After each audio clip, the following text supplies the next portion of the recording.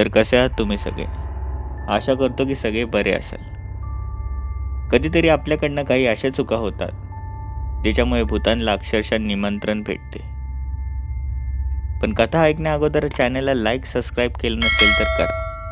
कथा कशी होती मला इंस्टाग्रामवर आणि तुमच्याही कथा असतील तर मेल आय डीवर पाठवू शकतात.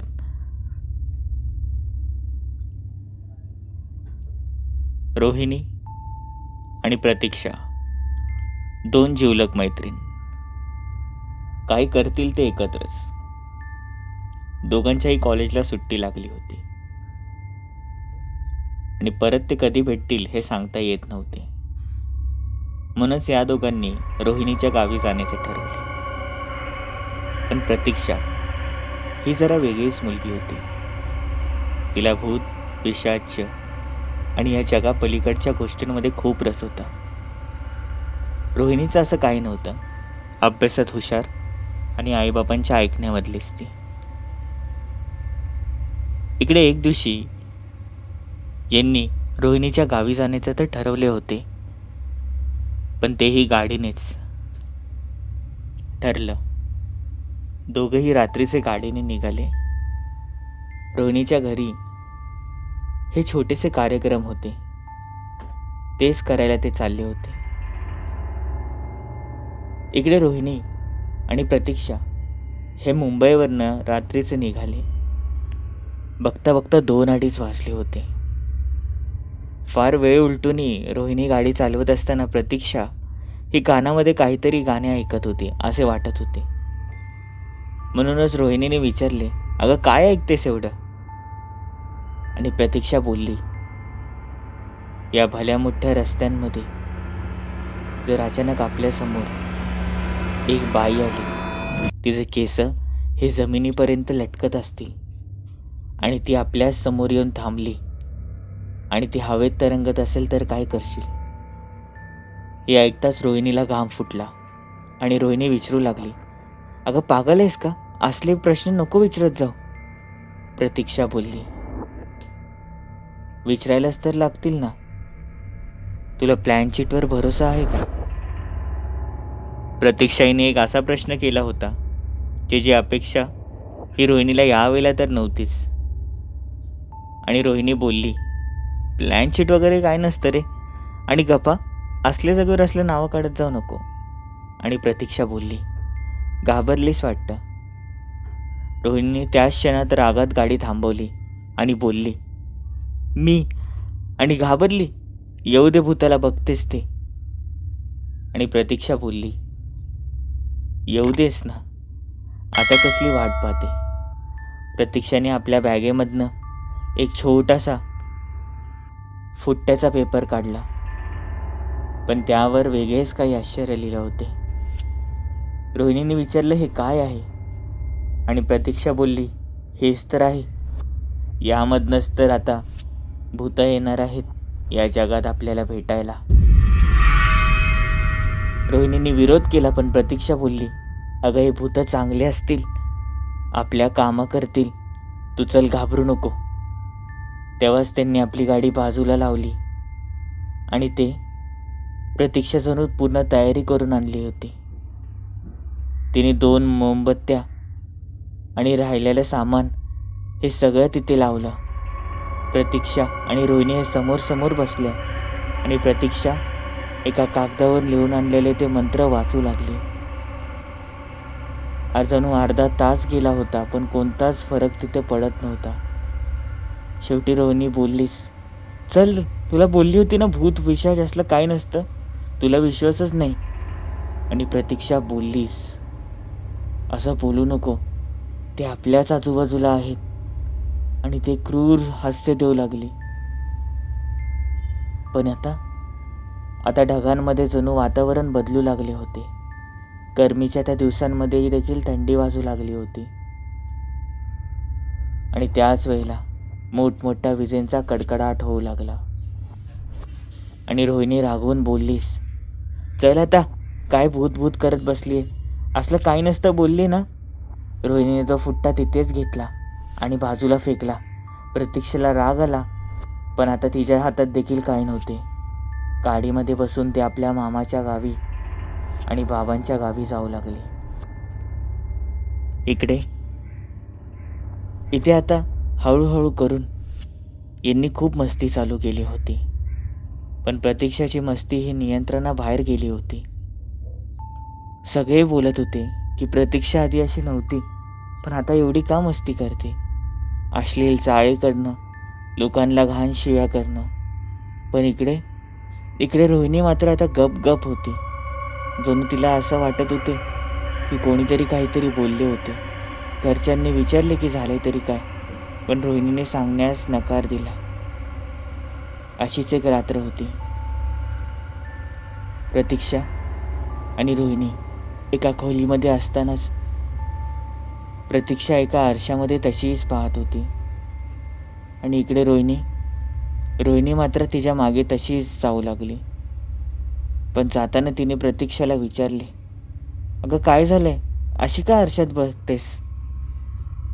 पण तिकडे कळत न कळत रोहिणीची नजर त्या आरशामध्ये गेली आणि समोरचं ते दृश्य पाहताच तिच्या पायाखालची जमीन सरकली.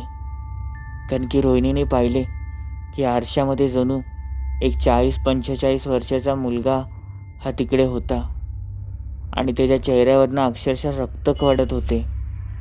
तिचे डोळे फुटले होते आणि त्याचे दात हे अर्धे लटकत होते.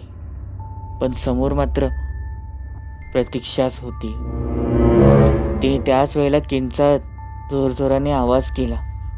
आजूबाजूचे सगळे घरचे आले, झालेला प्रकार सांगितला, पण प्रतीक्षा मात्र जागेवरनं हलली नाही. लोकांनी प्रतीक्षाला विचारले की हे काय आहे. प्रतीक्षाने आपली नजर मागे केली आणि रोहिणीला जणू सगळे ओरडू लागले, कारण की प्रतीक्षेचा चेहरा तसाच होता, त्यामध्ये कोणताच बदल झाला नव्हता. हे तिने स्वप्न तर नाही ना पाहिले, असा तिला भास वाटू लागला. पण दुसऱ्याच रात्री यांच्यावर जे होणार होते याची कल्पना त्यांनी केली नव्हती. हे दोघेही झोपी गेले असताना रोहिणी जणू आता तशीच चालू लागली. ती घराच्या बाहेर जाऊ लागली. प्रतीक्षाची नजर ही तिकडे गेली आणि ती देखील तिच्या मागे मागे जाऊ लागली. हळूहळू करून ते घराच्या फार लांब गेले. प्रतीक्षाने आवाज दिला, पण रोहिणी काही ऐकण्याचं नाव घेत नव्हती.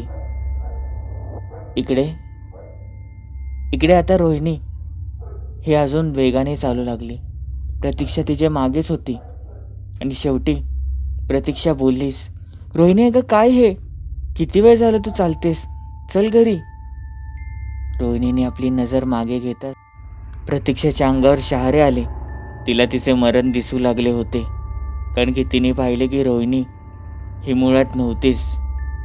होता तो तोच 45-40 वर्षाचा माणूस आणि तो एक क्रूर हास्य करून प्रतीक्षाच्या गळ्याजवळ हात नेऊ लागला.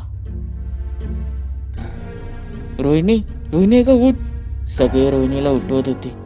रोहिणी तशीच जागी झाली आणि तिला कळाले की काल रात्रीच प्रतीक्षाने एका झाडाला लटकून आत्महत्या केलेली आहे.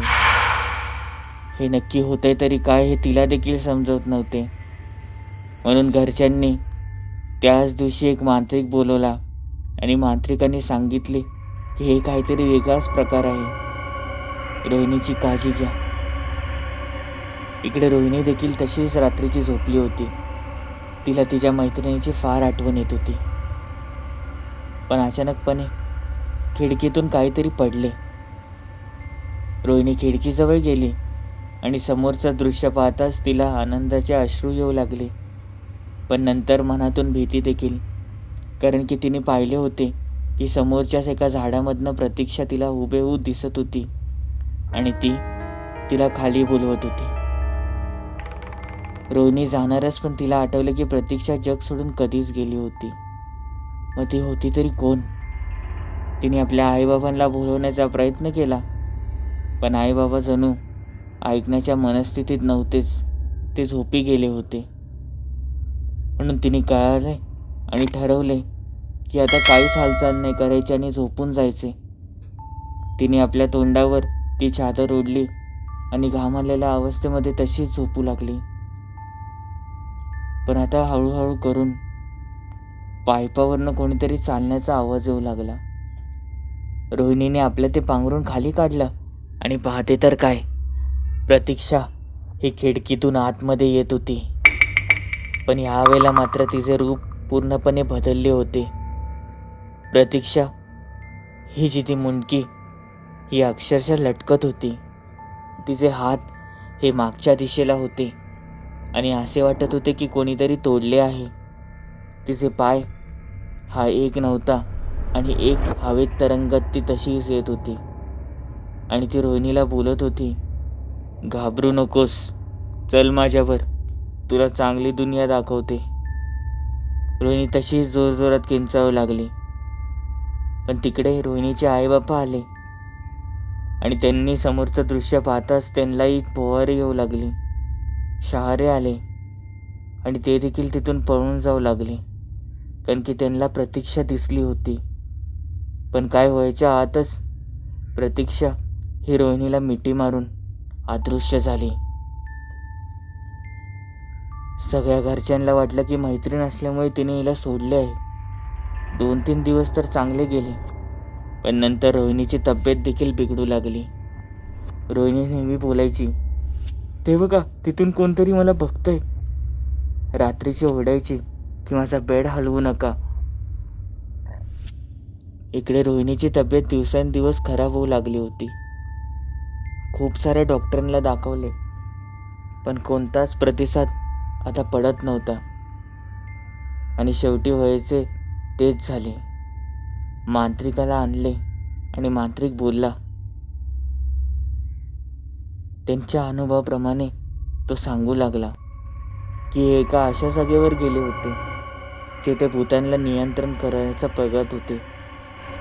पण ज्या भूतांना आणि यांची भेट झाली, कदाचित त्या भूतांचं वर्चस्व जास्त ठरले आणि त्यांनी या दोघांना आपल्या वशमध्ये केले.